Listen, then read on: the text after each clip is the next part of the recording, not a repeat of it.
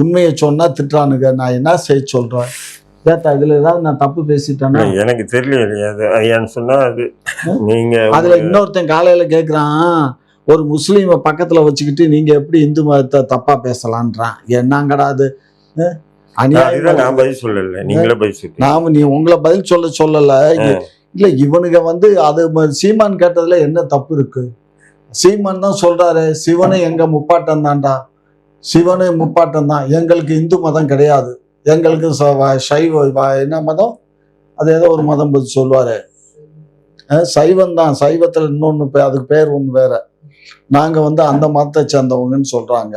அந்த ஒரு அம்மா கூட லேடி கூட நேத்து கூட ஒரு டிபேட்ல பேசுறாங்க, அவங்களும் அப்படித்தான், நாங்கெல்லாம் சைவர்கள் அப்படின்னு அந்த அம்மா பேசுறாங்க, சிவன் சைவர் தான் அப்படின்னு பேசுது. அப்ப இங்க இருக்கக்கூடிய சைவர் அங்க பிணக்குவியல்ல போய் பாட்டு பாடி ஆடுறாரு டான்ஸு, அது இமயமலையில உத்தரதாண்டவம் ஆடுறாரு. அப்புறம்